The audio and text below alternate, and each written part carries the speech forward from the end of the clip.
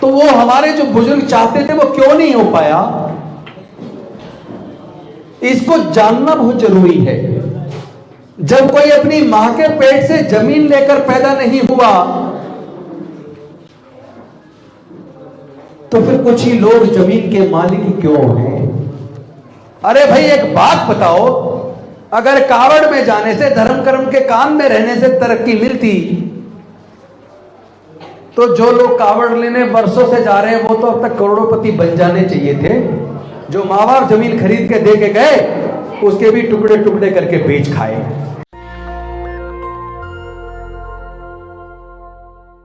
हमारे लोग, जितने लोग प्राइमरी में एडमिशन लेते हैं, तो आपको ये जान के ताजुब होगा, जितने लोग प्राइमरी में एडमिशन लेते हैं आधे लोग तो प्राइमरी के बाद ही पढ़ाई छोड़ देते हैं और उनमें से आधे हायर सेकेंडरी तक निकल जाते हैं। जितने लोग प्राइमरी में एडमिशन लेते हैं ग्रेजुएशन केवल उसमें से 5% कर पाते हैं और उसके बाद नौकरियां नहीं है। नौकरी एक साजिश के तहत छीन ली गई है। अगर मैं यह गोंडा की बात करूं, उस्मानपुर की बात करूं, कैथवाड़े की बात करूं, तो अब से 40 साल पहले लगभग हर घर में 1 या 2 सरकारी नौकर थे। आज पूरी कॉलोनी में ढूंढना पड़ेगा कि इस नए लड़के की सरकारी नौकरी लगी है। हम कहां थे, कहां चले गए? हमारे पूर्वज कोई यूपी से निकल के, कोई राजस्थान से निकलकर, कोई हरियाणा से निकल के काम की तलाश में दिल्ली में आए। मेरे फादर भी मेरठ जिले से काम की तलाश में दिल्ली में आए और इसी क्षेत्र के गोंडा विधानसभा, गोंडा में मेरा जन्म हुआ, मेरी मदर यहाँ की थी। जिस स्कूल से मैंने 12वीं पास की, मेरे पिताजी ने उस 12वीं वाले उस स्कूल में जब वो बन रहा था उसमें मजदूरी की। बाद में उनकी इनकम टैक्स में नोटरी सर्वर के रूप में नौकरी लगी। तो मैंने कहा पूरे देश को देखने से पहले अपने क्षेत्र को देखूं। मैंने गोंडा के ऊपर थोड़ा रिसर्च किया तो मैंने ये देखा जिसका 40 साल पहले 200 गज का मकान था, आधा तो वो बिक गया, बच्चों ने बेच दिया और उस जो 100 गज बचा उसमें से 4 टुकड़े हो गए 25-25 गज के। हमारे माँ बाप मजदूरी कर रहे, वहां से आए, यहां आके जमीन खरीदी, मकान बनाए और बच्चों को जो बढ़ाना चाहिए था उन्होंने उसको खत्म कर दिया। आज बेशक हम कहें कि हम तो 2022 चल रहा है, बड़ी तरक्की हो गई है, इससे आप आकलन कीजिए आपकी तरक्की हुई है या आप तरक्की आपकी खत्म होकर वापस उसी दिशा में जा रहे जिस दिशा से शुरुआत हुई थी। और ये सिर्फ जानकारी के अभाव में हो रहा है, अज्ञानतावश हो रहा है। अभी सबसे दिक्कत यह है कि जो लोग अपने बुजुर्गों का इतिहास नहीं जानते वो कभी इतिहास बना नहीं सकते। सबसे पहले तो हमें यह समझना होगा कि जब हम अपने इतिहास को पढ़ते हैं और हम ये देखते हैं कि ये हमारे बुजुर्गों की गुलामी, हमारे पूर्वजों की गुलामी, जिसको डॉक्टर बाबा साहेब अम्बेडकर जी ने तोड़ा, ये गुलामी 3000 साढ़े 3000 साल क्यों चली? मैं इस बात को मानने के लिए बिल्कुल तैयार नहीं हूं कि हमारे पूर्वजों ने ये ना चाहा हो कि वो भी पढ़ लिख के आगे बढ़े। मैं ये भी मानने के लिए तैयार नहीं हूं कि हमारे पूर्वजों ने ये ना चाहा हो कि हमारे आने वाले बच्चे आजाद पैदा हो, तरक्की करें।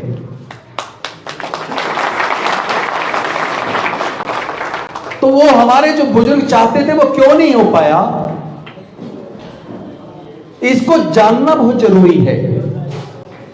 अगर आप सच को जानेंगे नहीं तो आगे कैसे बढ़ेंगे? इसे मैं एक एग्जाम्पल के तौर पर समझाऊंगा।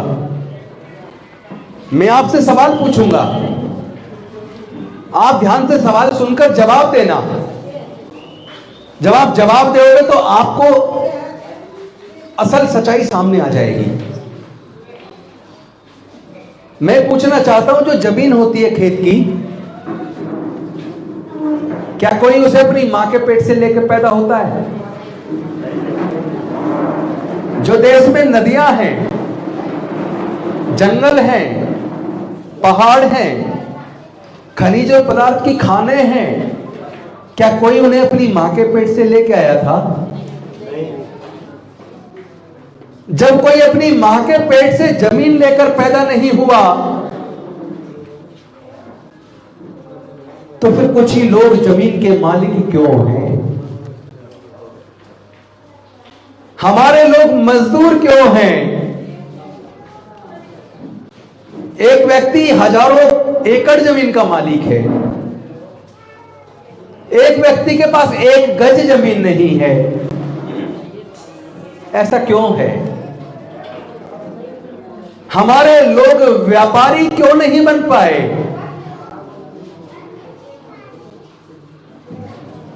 यह सवाल तो बनता है ना कि हमारे लोग व्यापारी क्यों नहीं बन पाए, हमारे लोग खेत की जमीन के मालिक क्यों नहीं बन पाए, हमारे लोग कॉलेज स्कूलों के मालिक क्यों नहीं बन पाए। अगर इस सवाल का जवाब खोजना है तो अपने इतिहास को पढ़ना बेहद जरूरी है। भारत में एक ऐसी सामाजिक व्यवस्था है जो व्यवस्था लगभग 3500 साल पहले बनी। उस सामाजिक व्यवस्था ने समाज को 4 हिस्सों में बांट दिया। 4 हिस्से में एक हिस्सा 5.5% का है, यानी 100 रुपए में से 5.5 एक हिस्सा हो गया, लगभग 3.25 एक हिस्सा हो गया, लगभग 1.5 एक हिस्सा हो गया, और लगभग एक, इससे तीनों को हिस्से को अलग कर दें तो लगभग 88%, 88% अलग हिस्सा कर दिया समाज का। तो ये जो 4 हिस्सों में समाज को बांटा, इसमें एक पहला हिस्सा ब्राह्मण, जिसकी पूरे देश में जनसंख्या 100 में से केवल 5.5 है, लेकिन देश में पढ़ने पढ़ाने पर, कर्मकांड करने पर उस 5.5 का ही कब्जा था। ऐसी व्यवस्था समाज में उन लोगों ने बना ली। दूसरा जो हिस्सा था, वो हिस्सा 4% से भी कम है। उस 4 के लिए निर्धारित कर लिया कि ये शस्त्र धारण करेगा, राजकाज करना, रक्षा सुरक्षा का काम ये देखेगा।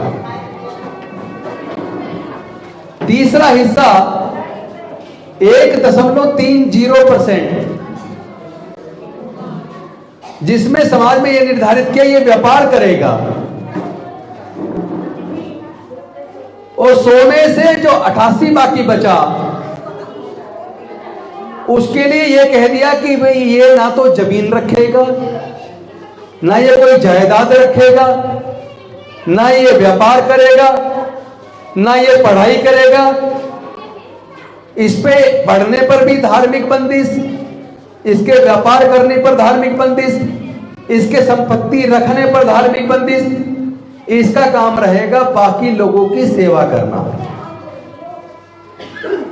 और साथ में यह कह दिया ये सेवा तो करने का काम तुम्हें इसलिए दिया है क्योंकि ये तुम्हारे पूर्व जन्मों का फल है। ये कह के हमारे लोगों को बेवकूफ बना दिया, और ये बेवकूफ लगातार 3500 साल तक बनाए रखा जब तक कि डॉक्टर बाबा साहेब अम्बेडकर ने आंदोलन शुरू नहीं किया। इन धार्मिक बंदिशों की वजह से हमारे लोग जमीन के मालिक नहीं बन पाए। इसी धार्मिक बंदिश की वजह से हमारे लोग व्यापारी भी नहीं बन पाए। इसी धार्मिक बंदिश की वजह से हमारे लोगों पे पैसा भी नहीं रखा। हमारे लोगों से 15-15 घंटे रोज काम लिया जाता था और पैसे नहीं मिलते थे।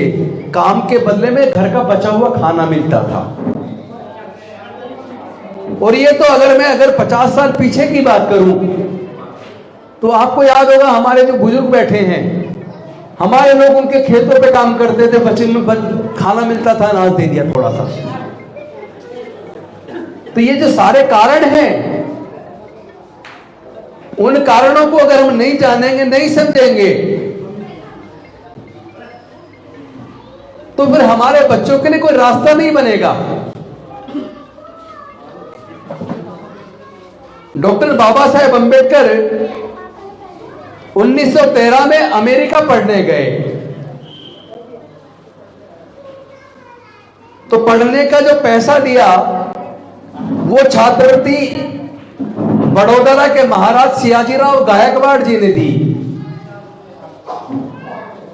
और वो छात्रवृत्ति इस शर्त पे दी, यानी वो पढ़ने का खर्चा, बाबा साहेब की अमेरिका की पढ़ाई का खर्चा बड़ौदा के महाराज सियाजीराव गायकवाड़ ने इस शर्त पर दिया कि जब तुम पढ़कर वापस आओगे तो मेरे राज्य में तुम्हें नौकरी करनी पड़ेगी।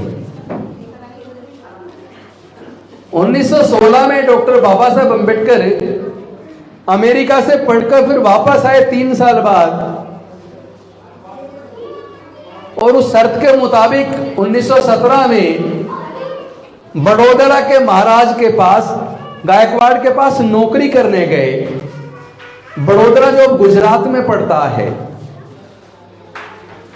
तो बाबा साहेब के साथ जो अपमान का व्यवहार हुआ वो तो एक तरफ था, दूसरी तरफ यह था कि रहे कहां। किसी ने उनको किराए पे मकान नहीं दिया।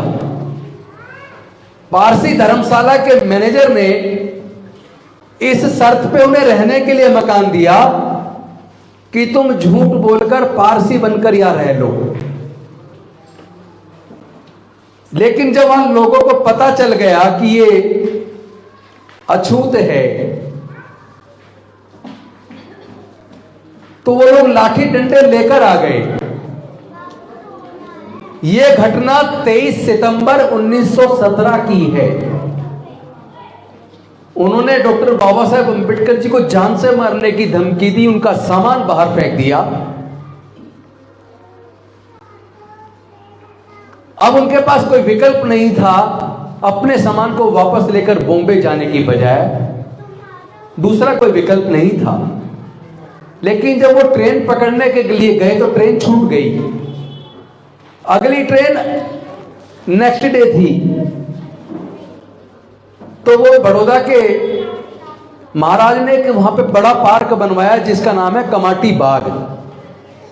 डॉक्टर बाबा साहेब अम्बेडकर कमाटी बाग में गए और एक पेड़ के नीचे बैठकर सोचने लगे कि मैं अमेरिका से पढ़कर इतनी बड़ी डिग्री लेकर आया, लेकिन मेरी डिग्री की भी कोई यहां इज्जत नहीं है। और वो ये सोचते हुए रोने लगे। और रोते हुए डॉक्टर बाबा साहेब अम्बेडकर जी ने संकल्प किया कि अब मैं अपना पूरा जीवन अपने समाज के लोगों के हक अधिकार के लिए, उनको आजाद कराने के लिए लगाऊंगा।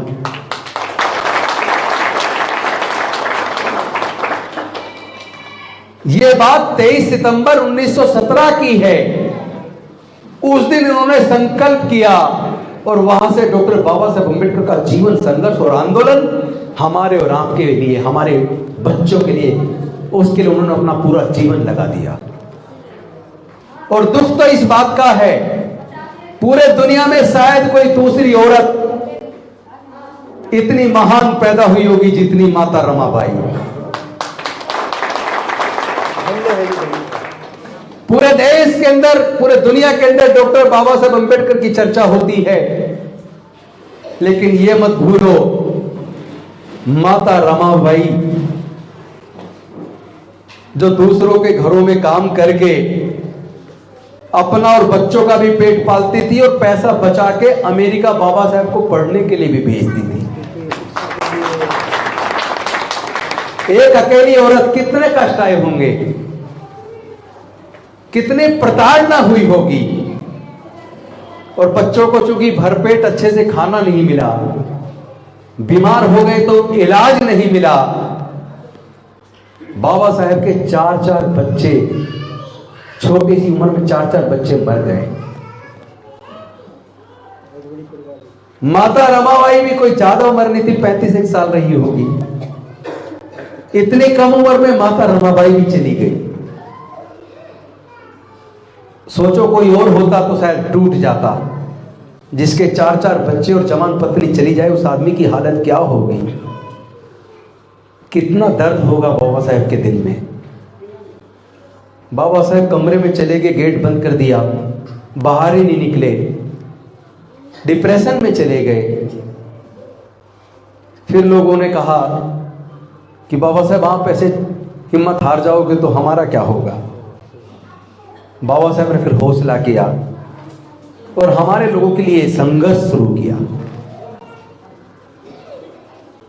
लेकिन क्या अकेले डॉक्टर बाबा साहब अंबेडकर अपना पूरा जीवन संघर्ष करके हमारे और आपके पढ़ने के रास्ते खोल दिए? उन्होंने हमारे तरक्की के रास्ते खोल दिए। उन्होंने हमारे लिए सरकारी नौकरियों में रिजर्वेशन की व्यवस्था की। उन्होंने कॉलेज में एडमिशन के लिए रिजर्वेशन की व्यवस्था की हमारे लिए। एमपी, एमएलए, ग्राम पंचायत प्रधान, निगम पार्षद, ये सब बनने के लिए व्यवस्था की उन्होंने हमारे लिए।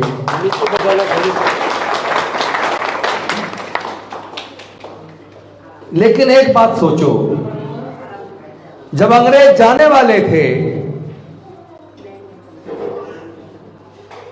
संविधान सभा बनी, उसमें इस बात पे चर्चा शुरू हुई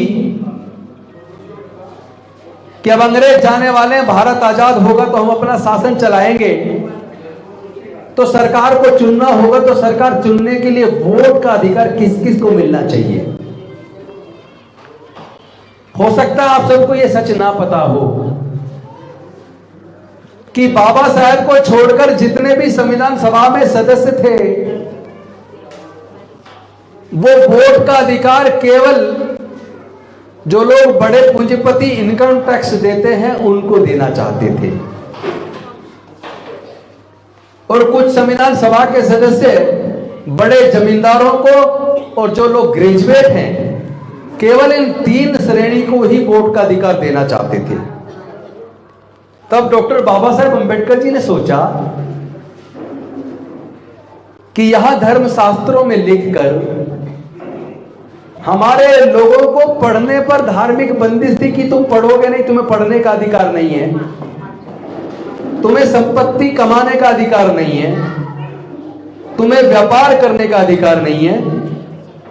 इस धार्मिक बंदिश की वजह से ना तो हमारे लोग पढ़ पाए तो ग्रेजुएट कहां से बनते, ना व्यापारी बन पाए तो इनकम टैक्स पे ही कहां से बनते, ना संपत्ति रखने का अधिकार था तो जमीन के मालिक कैसे बनते। इसका मतलब संविधान सभा के सदस्य हमारे लोगों को वोट का अधिकार देना नहीं चाहते थे। और केवल हमारे लोग नहीं, देश में किसी भी धर्म, किसी भी जाति की महिलाओं को भी पढ़ने का अधिकार नहीं था, संपत्ति का अधिकार नहीं था। तो इसका मतलब देश की आधी आबादी महिलाओं को भी वोट का अधिकार नहीं मिलता। देश के अनुसूचित जाति, जनजाति, पिछड़े वर्ग के लोग और महिलाएं, इन सबको जोड़ दो तो देश के 95% लोगों को वोट का अधिकार नहीं मिलने वाला था। लेकिन डॉक्टर बाबा साहब अंबेडकर जी संविधान सभा के सामने अड़ गए और उन्होंने कहा कि पूरे देश में रहने वाले अमीर हो या गरीब हो, मजदूर हो या किसान हो, स्त्री हो या पुरुष हो, सबको बराबर वोट का अधिकार मिलेगा और सबकी वोट की कीमत बराबर होगी। और उन्होंने दिलवाया। लेकिन सोचो अगर डॉक्टर बाबा साहब हमारे लिए ना लड़ते और वोट का अधिकार केवल 5% लोगों को ही मिला होता, तो जो सरकार चुन के आती वो केवल 5% लोगों के लिए काम करती। फिर तुम्हारे हमारे लिए ना कोई स्कूल बनता, ना अस्पताल बनता, ना हमारी नौकरी लगती, हम वही बंधवा मजदूर होते। आज भी वही गुलामी का जीवन जी रहे होते। हमारा तो रोम रोम खून का एक एक कतरा बाबा साहब का कर्जदार है। लेकिन दुख इस बात का है, उन्होंने जिनको नौकरी लगने के रास्ते बनाए, जो लोग हमारे जज, engineer, doctor, collector, scientist, professor बने, जो हमारे लोग ग्राम प्रधान, एमपी, एमएलए, निगम पार्षद बने, बाबा साहब ने ये प्रतिनिधित्व तो समाज को दिया था, किसी एक व्यक्ति या परिवार को नहीं दिया था। बाबा साहब ये चाहते थे जो लोग हमारे पढ़ के अच्छी नौकरियों में जाएंगे, जो हमारे लोग संसद में और विधानसभाओं में जाएंगे, गांव के प्रधान बनेंगे, निगम पार्षद बनेंगे, वो लोग पूरे समाज की हक अधिकार की लड़ाई को लड़ेंगे। लेकिन सच्चाई में उल्टा हुआ। जो बाबा साहब चाहते थे, जो उम्मीद करते थे, वो नहीं हुआ। जो नौकरी पे लग गया वो केवल अपने परिवार तक सीमित हो गया और शराब पीने का, जुआ का ऐब और पाल लिया। जो कमाया जिंदगी में शराब में ही गंवा दिया, बर्बाद हो गए। जो एमपी एमएलए बन गए वो भी अपने कमाई में लग गए और परिवार तक सीमित रह गए, समाज जाए गड्ढे में। इससे यह सबसे बड़ा नुकसान हुआ कि जो हजारों साल की गुलामी डॉक्टर बाबा साहब अंबेडकर ने अपने 4 बच्चे और पत्नी को गंवाकर, अपना पूरा जीवन लगाकर, अपने पूरे जीवन को हमारे आपके लिए जलाकर जो वो हमें देकर गए, उसमें से 70% छिन गया, 70% चला गया। आज आपके बच्चों की नौकरियां नहीं लग रही हैं। आपके पास इतना पैसा भी नहीं कि व्यापार कर लो, कोई दुकान खोल के बैठ जाओ। जो भारत सरकार के अलग अलग उपक्रम थे वो इन सरकारों ने साजिश के तहत बेच दिए। इन्होंने भारत सरकार के बैंक बेच दिए, इंश्योरेंस कंपनियां बेच दी, पेट्रोलियम कंपनियां बेच दी, गैस कंपनियां बेच दी, रेलवे बेच दिया, एयर इंडिया बेच दिया, एयरपोर्ट बेच दिए, बाल्को बेच दिया, नाल्को बेच दिया। एक एक करके भारत सरकार के बहुत सारे उपक्रम इन्होंने बेच दिए और जो जो बिक गया वहां हमारे बच्चों की नौकरी के रास्ते बंद हो गए। और ये केवल यहीं पे नहीं रुके, इन्होंने केवल सरकारी नौकरियों के रास्ते ही बंद नहीं किए, बल्कि जो हमारे लोग इन सरकारी स्कूलों से पढ़ के नौकरियों में आए थे, उन सरकारी स्कूलों को जानबूझकर कमजोर कर दिया, बुरी हालत कर दी उनकी, और प्राइवेट कॉलेज खोल दिए, प्राइवेट स्कूल खोल दिए। आज जिनके बच्चे आपके प्राइवेट स्कूल में पढ़ रहे हैं, अगर मध्यम दर्जे के प्राइवेट स्कूल में एक बच्चे की फीस का खर्चा, ट्यूशन का खर्चा, किताबों का खर्चा, वर्दी का खर्चा, उसके आने जाने का, ट्रांसपोर्ट का, गाड़ी का, रिक्शे का खर्चा, ये सारे खर्चे जोड़ लें तो एक बच्चे को मध्यम दर्जे के प्राइवेट स्कूल में पढ़ाने के लिए एक माँ बाप को 8 से 10 हजार रुपया महीना खर्च करना पड़ता है। और हर परिवार में कम से कम 2 बच्चे हैं, यानी 2 बच्चे पढ़ाने के लिए एक माँ बाप को, 2 बच्चे पढ़ाने के लिए एक माँ बाप को कम से कम 15 से 20 हजार रुपया महीना चाहिए। और हमारे जो समाज के लोग हैं, अनुसूचित जाति, जनजाति, पिछड़े वर्ग के लोग, मजदूर तबके के लोग, किसान लोग, उनके पूरे परिवार की अगर महीने की इनकम जोड़ लें तो 99.5% लोग 5,000 से 20,000 रुपया महीना के बीच में कमाते हैं। इसका मतलब हमारे दलित, पिछड़े, आदिवासी, मजदूर, किसान वो 99.5% अपने बच्चों को प्राइवेट स्कूल में पढ़ाने का खर्चा नहीं उठा सकते। मजबूरी में उनके बच्चे सरकारी में पढ़ेंगे और सरकारी स्कूलों को जानबूझकर एक साजिश के तहत पूरे देश के अंदर बर्बाद कर दिया और नई एजुकेशन पॉलिसी में स्कूलों को बंद कर रहे हैं, मर्ज कर रहे हैं। पहले सरकारों ने पॉलिसी बनाई गांव-गांव में स्कूल बनने चाहिए, बच्चों को दूर जाना पड़ता है। आप में से भी कुछ बुजुर्ग जो देहात में रहे, वो जो पढ़े होंगे उन्हें याद होगा, किसी को 10 किलोमीटर, किसी को 8 किलोमीटर, किसी को 15 किलोमीटर पैदल चल के या साइकिल पे कैसे कैसे जाते थे पढ़ने। बाद में सरकारों ने कहा कि नहीं, हम गांव-गांव में स्कूल खोलेंगे, तो गांव में स्कूल खुले। और एक आज सरकार, ये जो प्रेजेंट में सरकार है, इसने साजिश रच के ऐसी शिक्षा नीति बनाई कि भाई 3,500 से कम बच्चे एक स्कूल में नहीं होने चाहिए। जहां कम है उन स्कूलों को बंद करके मर्ज करके एक बना दो। एक का मतलब अब 10-10, 15-15 गांव में एक स्कूल होगा। फिर से आपको कई किलोमीटर बच्चों को पढ़ने दूर जाना पड़ेगा। बहुत सारे बच्चे दूर के चक्कर में पढ़ ही नहीं पाएंगे। गांव में लड़कियां पढ़ लेती थी जब गांव में स्कूल खुल गए, अब जब जाना पड़ेगा 7-8 किलोमीटर, तो ज्यादातर गरीब लोग तो अपनी लड़कियों को तो बिल्कुल ही नहीं भेजेंगे और आधे से ज्यादा लड़कों को भी नहीं पढ़ाएंगे। और बहुत सारे तो अभी कह देते फिर कह देंगे अरे पढ़ा के क्या करना है, नौकरी तो लगनी नहीं है। यानी कि पढ़ाई से ही खत्म। जिस पढ़ाई की वजह से आगे बढ़े, उसी पढ़ाई को एक साजिश के तहत हमसे छीन लिया। ये तो हो गया उनके साथ जिनकी इनकम 5,000 से 20,000 रुपए महीना के बीच है, जिसकी जनसंख्या 99.5% है। अब बचे वो लोग जो 0.5% में आते हैं। उसमें से भी 80% लोग ऐसे हैं जिनके परिवार के महीने की इनकम 20,000 से ऊपर और 50,000 के बीच में होगी। उनके भी बच्चे किसी तरीके से अगर कोचिंग में पहुंच जाएं, क्योंकि पहले इंजीनियरिंग और मेडिकल में एडमिशन, अब से 30 साल पहले 12वीं के नंबर जो आते थे उसके आधार पर एडमिशन होता था, कोई कंपटीशन नहीं होता था। लेकिन बाद में इन्होंने रिटन टेस्ट कर दिया और उसमें कोचिंग शुरू कर दी और कोचिंग की फीस लाखों रुपए है। एक बच्चा डॉक्टर बनना चाहता, इंजीनियर बनना चाहता, तो पहले कोचिंग लेनी पड़ेगी। कोचिंग लेने के लिए पहले वो 1.5-2 लाख 3 लाख खर्च करे। पहले तो वही हमारे पास नहीं है।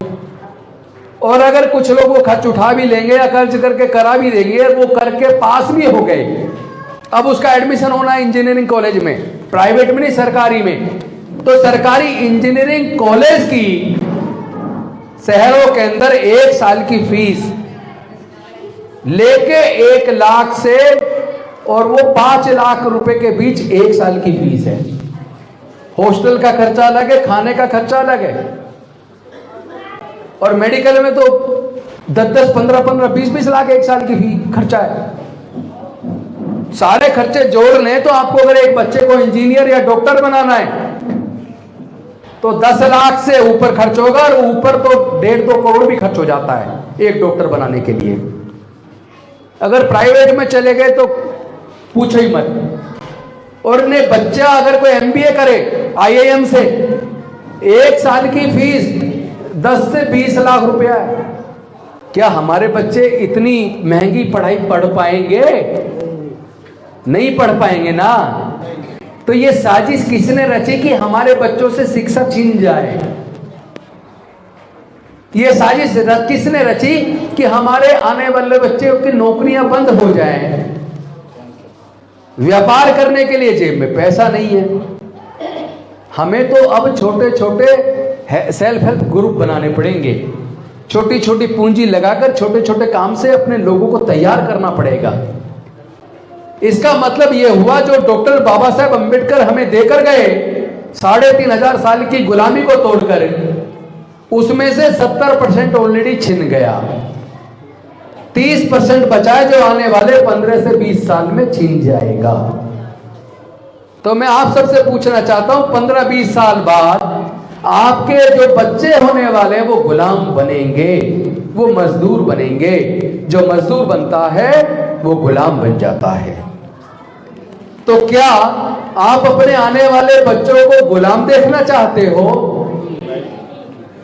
आप ये तो कह रहे हो नहीं देखना चाहते, लेकिन जो काम आप कर रहे हो, जो कर्म हमारे समाज के ज्यादातर लोग कर रहे हैं, वो तो संकेत ये है कि हम अपने आने वाले बच्चों को गुलाम बनाना चाहते हैं। भाई हमारे लोगों पे पहली बात तो पैसा है नहीं, और जो मेहनत मजदूरी करके थोड़ा कमाते हैं उसमें से हमारे 50% से ज्यादातर लोग आधा पैसा तो शराब में ही गंवा देते हैं। ज्यादा ऐब पालने की जरूरत नहीं, शराब में ही बर्बाद हो जाते हैं। क्या गली गली में हमारे बच्चे नशेड़ी नहीं हो रहे हैं?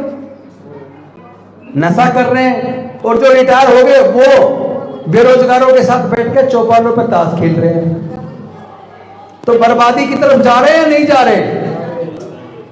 तो मुझे ये बताओ, इस बर्बादी से बचाएगा कौन? क्या डॉक्टर बाबा साहब अंबेडकर दोबारा आप पैदा होंगे? आप ये उम्मीद लगाए हो क्या? भाई हमें आपको बैठ के चिंतन करना पड़ेगा कि अब बहुत हो चुका, सब कुछ बर्बाद हो रहा है। हमें अपने लोगों से, नशे से दूर अपने लोगों को करना होगा, नशे से बचना होगा। किसी भी हालत में अपने बच्चों को पढ़ाना पड़ेगा, और साथ में हमें छोटे छोटे रोजगार के साधन बनाने पड़ेंगे, क्योंकि नौकरियां नहीं है। अब पैसा इतना नहीं है कि हम कैसे बिजनेस करें, पर हम एक काम तो कर सकते हैं, हम 10-10 महिलाओं का, 10-10 पुरुष का ग्रुप बना दें, उनको 10-10 हजार रुपए की, 20-20 हजार रुपये लोन दिलवा दें, उनके द्वारा छोटे छोटे काम धंधे शुरू करवा दें, उनका बनाया माल कहाँ भी कि उनको मार्केट दिलवा दें, और धीरे धीरे अपनी महिलाओं को, अपने पुरुषों को छोटे छोटे रोजगार के माध्यम से धीरे धीरे आत्मनिर्भर बनाए। ये होगा, असंभव काम नहीं है। मेरा सारा दिमाग 24 घंटे रात दिन सोते जागते इसी चीज में लग रहा है कि हमारे बच्चों का भविष्य कैसे बचे। हमारे लोग के सामने सबसे बड़ी अगर कोई समस्या है तो वो दो हैं। एक समस्या नशा, जो शराब वराब में हमारे लोग जा रहे हैं, उसमें बर्बाद हो रहे हैं, और दूसरा है अंधविश्वास। हमारे बच्चे कावड़ लेने जाते हैं अपनी पढ़ाई छोड़ के, अगर कोई फैक्ट्री में नौकरी कर रहा है तो फैक्ट्री से छुट्टी लेके 15-15 दिन कावड़ में बर्बाद कर रहे हैं अपना घर। अरे भाई एक बात बताओ, अगर कावड़ में जाने से, धर्म कर्म के काम में रहने से तरक्की मिलती, तो जो लोग कावड़ लेने वर्षों से जा रहे हैं वो तो अब तक करोड़पति बन जाने चाहिए थे, वो तो अब तक व्यापारी बन जाने चाहिए थे, वो तो अब तक जमीनों के मालिक बन जाने चाहिए थे, पर हुआ तो उसका उल्टा। जो माँ बाप जमीन खरीद के दे के गए, उसके भी टुकड़े टुकड़े करके बेच खाए, रोजगार चला गया, नशे में डूब के बर्बाद हो रहे हैं। नेशनल दस्तक की आपसे गुजारिश है कि अगर इसको बचाना चाहते हैं तो नेशनल दस्तक को सब्सक्राइब करने के लिए रेड कलर के सब्सक्राइब बटन को दबाएं, फिर बेल आइकन की घंटी दबाएं। नेशनल दस्तक को बचाने के लिए बहुत जरूरी है कि हर खबर को शेयर करें, लाइक करें, कमेंट जरूर करें।